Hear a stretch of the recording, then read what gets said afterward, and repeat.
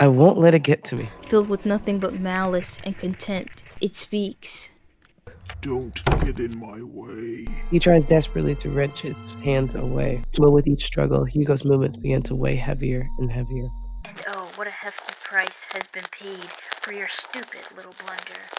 Hello everybody, it's me, the Anonymous Mystery, your local nocturnal detective.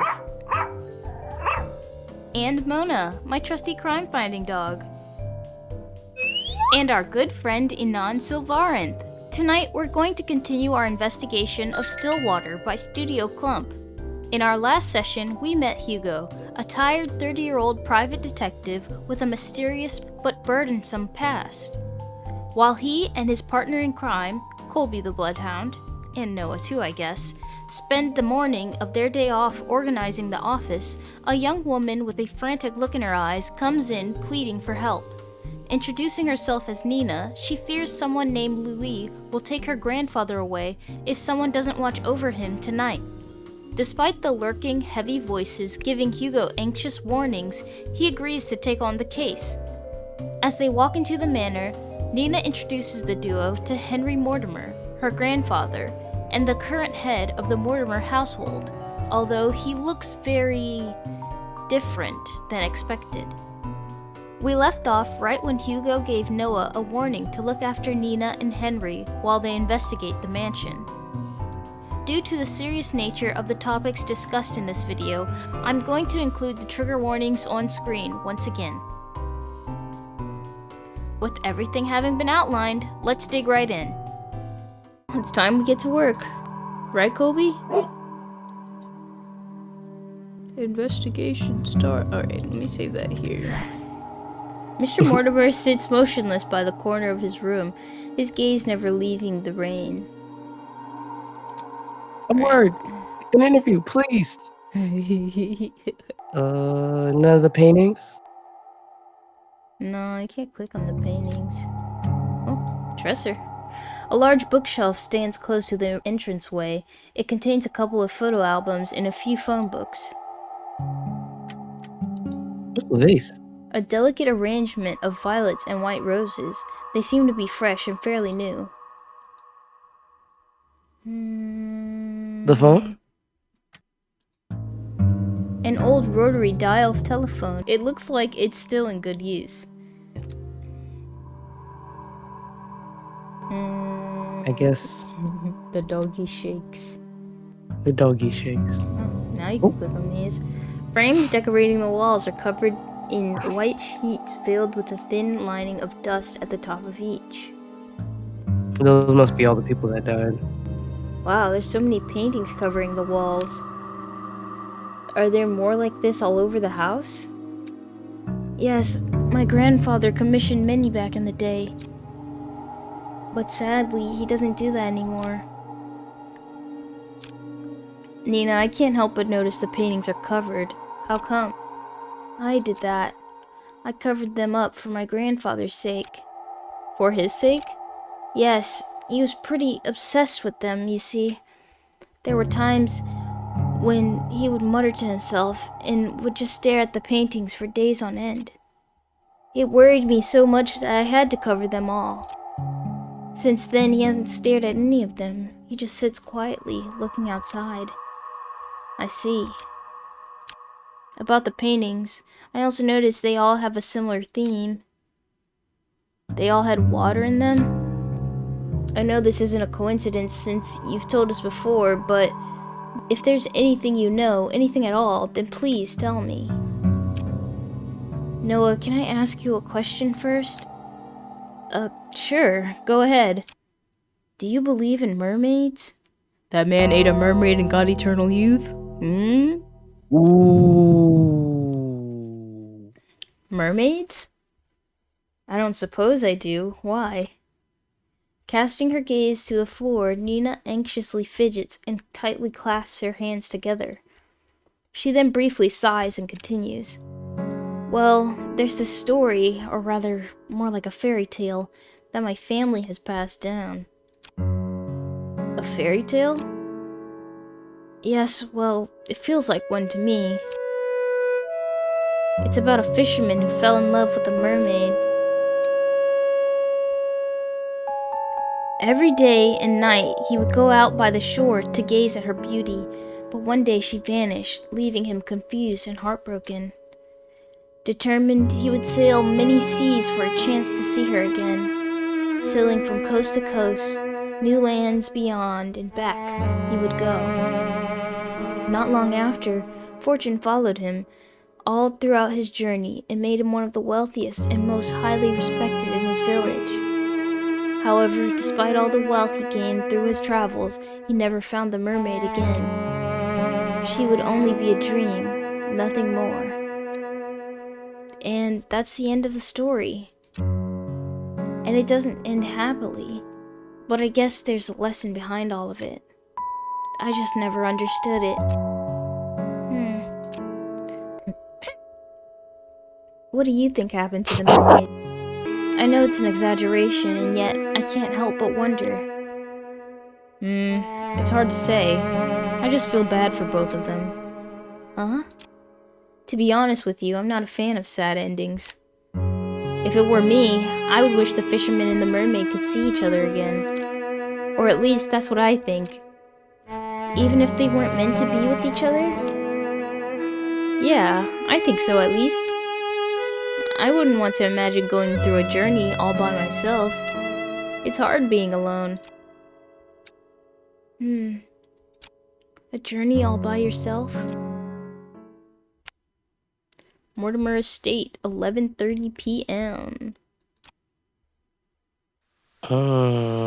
It's well, his hair is just blue. That doesn't mean he's a mermaid. You think Noah's a mermaid? Nah, I might be reaching at that. Yeah. Yeah. Noah's his family mermaid. Yeah, who's the blue mermaid? Well, I'm assuming Louis. I'm saying we got a time to meet up there, brother. Yeah. After searching vigorously through each of the rooms, he knew his findings would eventually lead him here. This is it. Hugo walks towards the nearest lampshade and switches it on. Dimly illuminated, he sees the extent of how lavish this part of the house is. From the custom window drapes to the vintage furnishings. Everything here exudes that extravagance. But much like the interior Hugo has seen so far, he finds this one in particular reeks of it. Plastered from wall to wall, a gloom lingers. It's as if the room itself is moldering, despite its preserved nature. Moldering? Moldering? Google, what does that mean? Is moldy? Nope. Slowly decay or disintegrate, especially because of neglect. Interesting. Mold. Your face looks like it's moldering. That's a good insult. The classic wooden chest lies at the foot of the canopy bed. Its lock still holds firmly, safeguarding whatever is inside.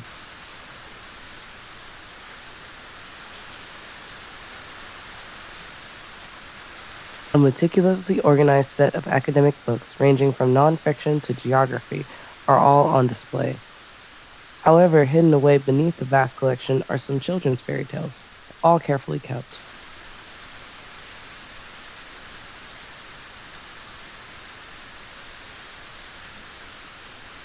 Or an old photo of a lost time, a sweet summertime memory of a little girl with her beloved grandfather. Atop the fireplace, unblemished and unmarked by time, hangs a curious and familiar painting of a beautiful woman floating on water. A leather-bound journal rests on the edge of a table. Its pages are torn out so haphazardly that the binding itself is starting to fall out. Scattered pieces of paper, all forgotten, lie waiting on the cold floor. Heavily etched markings are found scrawled on all the papers.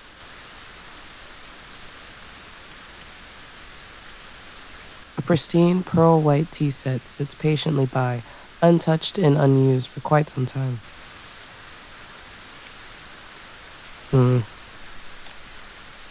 I need to hurry. I don't want to stay here for too long. The voices! The Oh, voices. Mortimer Estate, 11:50 p.m.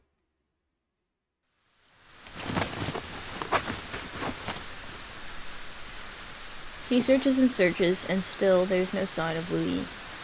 To Hugo, even if there's a fragment, a singular thread to that person, to their real selves, he could find them. But there is nothing. Not one thing pertaining to him. It's as if the thought of Louis barely exists at all. what is going on? I clearly sensed that presence from before, but it's gone again. Damn it, I wish I had more time. Ooh, it's almost midnight. Does that mean something's gonna happen? Maybe.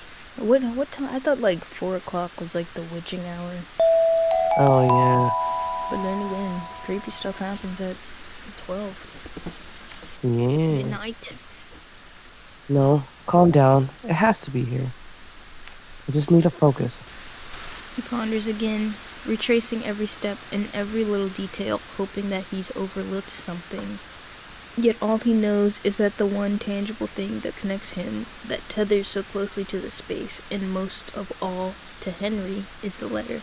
Words of promise, of love, all delicately etched onto a page, but tainted by a powerful and dark emotion that has been festering for too long. Tainted. From the very start of all of this, Hugo believed that whoever Louis was, they were the ones responsible. He thought he could find them and convince them to stop their haunting for good, to bring them peace and to move on. However, that isn't the case anymore. The unnatural force that binds everyone so closely together in this family is not the cause of an angry spirit. No, it's something far more deep than that. As he takes the letter out from the envelope, he notices a change within. Bearing no foreboding threat at the bottom of the page, it looks just like a regular letter, or rather, what it once was. A sad, tragic love. If you can't come, then I understand. Things have gotten more complicated with your mother ever since she found out about us, right? I'm sorry, Henry, for everything. It hurts to see you so torn up like this. I would never hurt you or drag you along with me. If this has to be our farewell, can I ask you one last favor? Could you keep my locket? I know this is selfish of me, but I'd like for you to have it. I'd be happy to know it's safe with you. My heart will forever be yours, Henry. With love, always. Louis. Ooh. So this was the true letter. A small warmth emanates from the paper, wrapping closely around his fingers, quiet and soothing. The fragment Hugo was searching for. Louis. I'm sorry. Oh, my bad. No, you're good, you're good. You're also a victim in all this too. Please, if you can hear me, I need your help. Without warning, the sound of a click can be heard across the bedroom, as if something unlocked itself. Hugo turns his head towards the sound and sees the chest. Unlike the other furniture, its dark and rustic features have not been maintained well, left to rot on its own. Suddenly, he stops at the sound of a voice, a sweet voice whispering to him, beckoning him towards the fireplace. Oh! Come here, my dear sweet boy. No! More choices, more choices. Let's go to that painting. Go to the painting.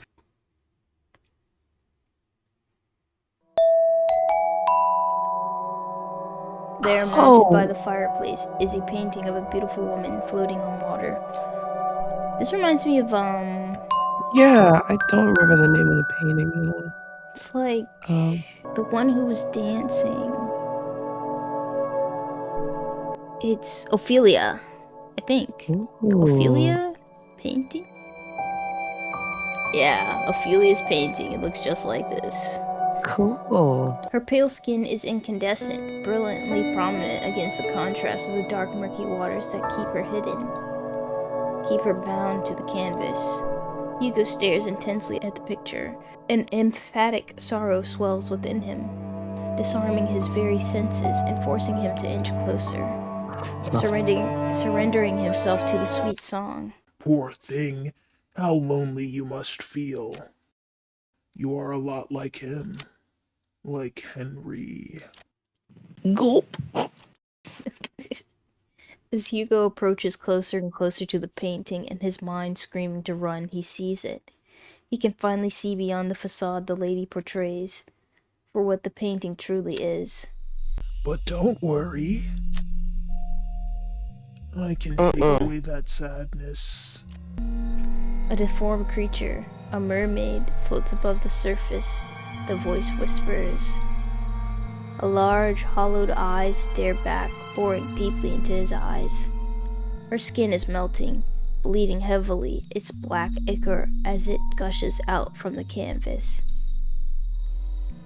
Some of it starts to hit not only the floor, but at Hugo as well. The black viscous tar clings persistently onto him, unrelentless as they continue to pile up. And then he feels it, what drew him initially to this thing. A deep sense of longing rushes through him, snuffing out what little control he had left, finally embracing this nature. To come home. Take my hand. Without hesitation, Hugo reaches out his hand while his body leans in closer to the mermaid. She grabs and pulls him in. Not once looking back, he dives and follows after her, returning to nothing. Bad end beyond the painting. Who would have guessed? Got an achievement. Nice. I really like the writing. I don't know. I'm a sucker for like really descriptive, kind of overly dramatic writing. I like it. It's really good. It makes you really immersed. It does. What's it called? Imagery. Yeah. Very descriptive imagery. I like it. Achievements. Where it all begins, played Stillwater for the first time, pulling strings, turn down the case, beyond the painting, approach the painting. Okay, cool. So we got 1, 2, 3, 4 more achievements to achieve. And we got a jukebox. Yeah, jukebox. Yeah, nice. Nice. Alright, let's load up. Let's get it. Let's not go to the painting. No, I'll chill. No, stay focused, Hugo. I won't let it get to me. Preparing himself, he heads towards the chest and opens it. Inside, scrambled together, are bunches of notebooks and small trinkets. Hugo continues to rummage through when he stumbles across an old newspaper article. Young man found dead by the lake. Oof. Huh? An unidentified young man was found on the morning of 3 days prior to his death, according to the police. Prior? 3 days prior to his death, according to the police? Post? After? Ruled as a suicide, police have claimed that the troubled youth drowned himself. It's probably post. Yeah, this certainly is a tragic loss, and unfortunate in that indeed one comments. No claim of his body has been made yet. Louis. By the corner of Hugo's eye, he spots a bright glint buried beneath the clutter. He reaches for it. A locket of brilliant gold shines unblemished, retaining a timeless luster. Inside it safeguards a picture of a young man with glasses, smiling brightly. This must be the locket that he was talking about. It's so... Oh, I'm reading your part, my bad. No, you're doing good! It's so pretty. I'm surprised it still shines like this. In this picture... Did he put this here? No, it might have been Henry. But why would he store it away like this? What should I do? Take the locket or leave the locket? Let's leave it and see our fate. I think it's best to put it back for now. Hugo hears a distant and faint cry call out to him, pleading him to take the locket with him. Louis? Hugo is about to put everything back into the chest when he feels a wet and cold sensation crawling up his leg. What? Water? Oh, pipe broke. A pool of water relentlessly spreads across the floor, already seeping into the chest. Damn it, no! Suddenly, the light shut off. A scream is heard, followed by a myriad of shouts. Hugo is about to call out to Noah, but stops at the sight of pale feet before him. Looming over him stands a tall and ominous figure. His face is shrouded in complete darkness, devoid of any human emotion. It appears as a young man, but Hugo knows that it's far from it. No, this very thing is trying to imitate a human form. Trying to be human. Hugo could only stare back. Paralyzed with fear, he is forced to watch the horror as it slowly creeps towards him. It's just like before, the sensation of someone staring at him from within. But this time, it's drawing nearer, inching ever so closely. The words to call out to Colby or Noah fail to reach out. Lodged in his throat, he struggles in pain. With his breath shallow, he tries to force his body to move. And then it stops.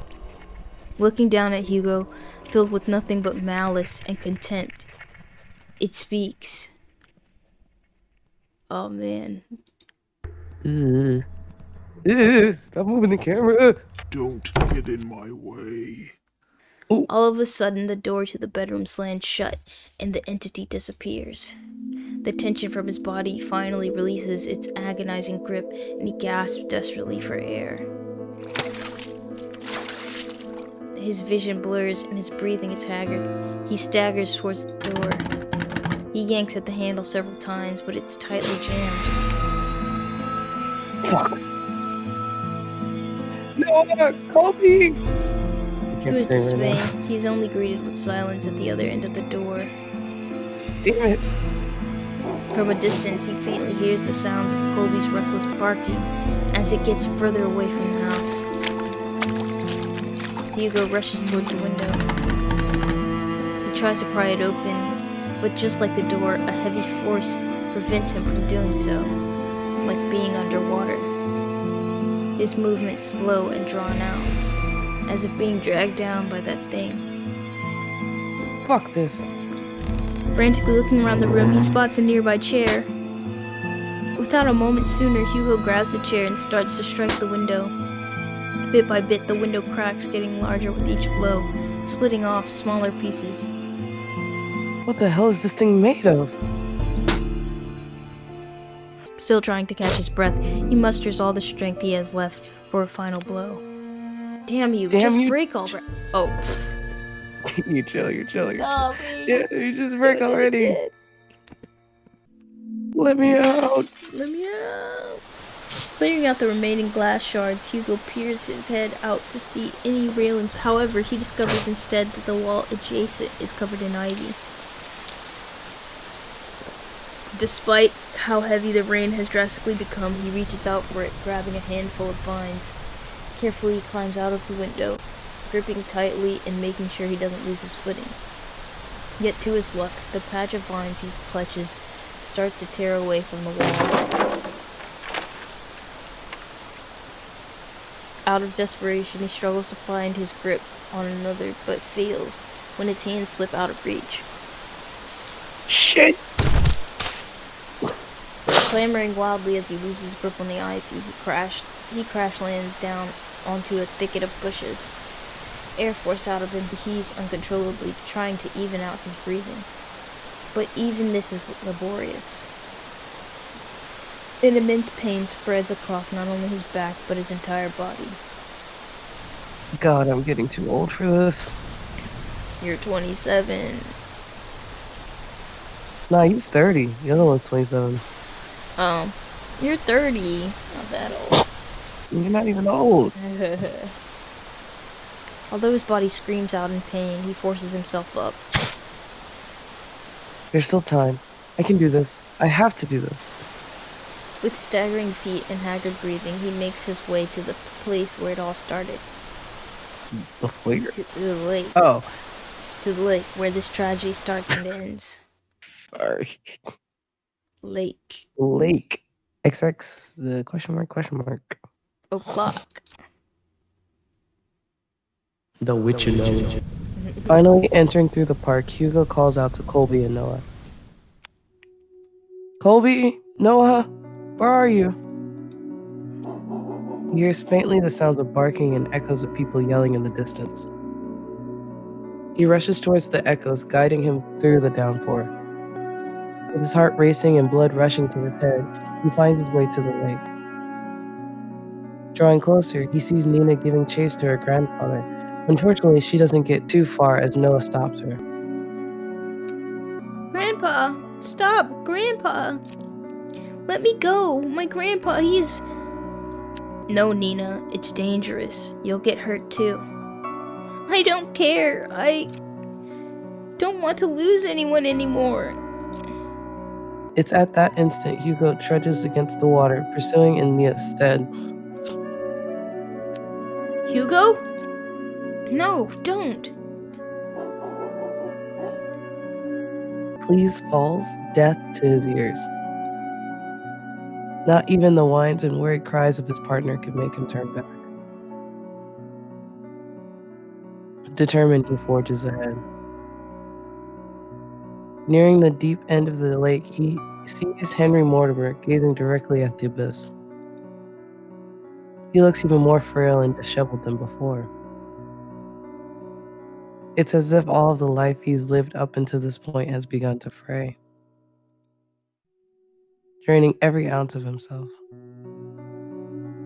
and surrendering it all to the lake. Before Henry could lean in, Hugo reaches out and tugs at his arms.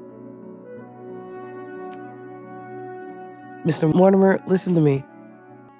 Nothing is waiting for you down there, so please come back to the shore with me. Motionless and unresponsive, he stares deeply into the water. The haze over his eyes is still obscure and persistent. There are so many things we cannot afford to lose in our lives. And you're one of them. To Nina, you're all she has left. She needs you, Mr. Mortimer. Hugo felt it. A slight jolt from Henry's arm, as if stirred by the mention of Nina. He slowly turns to face Hugo. Nina? However, just as cruel and violent as the storm, Henry jerks back, wrenching his arm away from Hugo's hold on him. No, all of this is my fault. If only I got to Louis sooner, then none of this would have happened. He was waiting for me, was patient with me, and yet for all the things he's done, I chose my family over him. He's gone because I didn't pick him. Henry turns further away from the shoreline. Mr. Mortimer? His manic eyes never straying away from Hugo as he keeps his distance from him. Louis, I'm sorry. I was the one who dragged you into this. You deserve so much more. And I wish... Henry struggles over his words. He clasps tightly at his shirt, his throat dry and taut from all he has bottled up. From all those repressed and silent years of just waiting. Waiting for this curse to finally take him. I wish I had gone with you that night, Louis. Sir, even if you still covet that wish, it wouldn't resolve anything. Not for you or Louis. I've had enough. Louis is waiting for me. He is waiting for me to come home. Before Hugo could reach out for Henry's hand, he disappears into the water. The Mortimer! Without hearing the anguished cries and desperate pleas, Hugo dives after him into the abyss. Ooh.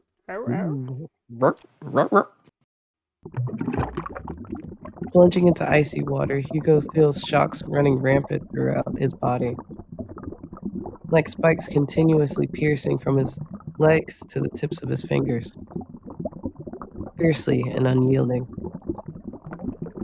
His chest tightens and his heart races as he begins to kick his legs, hoping whichever way he goes, he'll find his way to Henry. Swimming deeper and deeper in, he sees faintly a figure slowly descending into the darkness.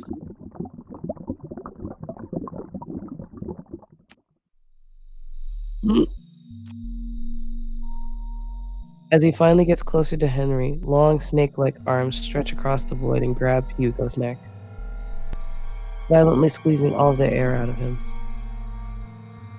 He tries desperately to wrench his hands away, but with each struggle, Hugo's movements begin to weigh heavier and heavier, water filling into his lungs as his vision starts to blur.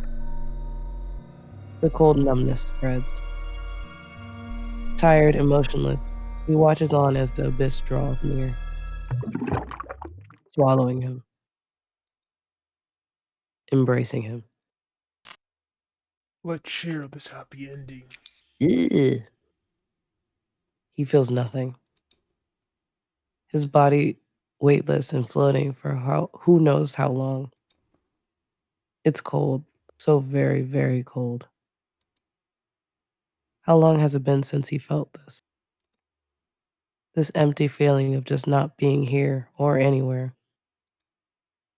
It's comforting and nostalgic. Maybe, just maybe, this isn't so bad after all. I think this is for the best. Oh no, it's far, far from over, Hugo. Hmm? After all, you said so yourself. Saying the things you do comes with a price, right? And oh, what a hefty price has been paid for your stupid little blunder. Hmm? So get up, Hugo. We are far from having a happy ending. Hugo! Hugo's eyes shoot right open, his vision distorted in a blur. As he tries to focus on Noah's voice, a violent tide bursts within him as he coughs up the remaining water in his lungs. He can feel Noah's hands rub against his back, anchoring him and checking to see if he's all right. But deep down, there's something far more concerning to worry about at this moment. Where's Mr. Mortimer? I'm sorry, Hugo. Hmm? I tried going back into the water after I fetched you, but the paramedics stopped me. They told me it was too cold and dangerous to head back in. No, it can't be. I'm so sorry, Hugo. No, please. God, no. He couldn't hear the rest of it. His body trembles as his hands clasp tightly together in a fervent prayer, wishing for a miracle to happen before them, and to have Mr. Mortimer to return to them finally safe from harm. But for this silent wish, his small and glaringly impossible wish, no one would answer. There was no kindness in this sunrise. Only the gut-wrenching wails of a woman by the shore, pleading to any god who can save her grandfather. But no matter how many would try to search through the water, they wouldn't be able to find him. For there was no one left to save anymore. Just a washed-up, forgotten tale of a man and his mermaid. As Hugo tries to stifle the cry and soothe the lump lodged deeply in his throat, he hears it. A laugh, a cruel and heartless laugh echoes from across the lake. mocking him, cursing him. A harrowing and merciless victory from his. A curse. It was a curse after all. Bad end. A Mermaid's Oop. Tale. So we're just missing one more ending. I think so. Ah, it looks like that's it for tonight. Despite the multiple bad ends we received, I'm sure we're bound to get our good end next time. We will finish wrapping everything up in our next session. Thank you so much for watching. Remember to like and subscribe if you liked my content, and leave a comment on what you thought about the game, or if you have any recommendations. I hope you all have a wonderful day. Remember, stay sharp and stay curious. Bye!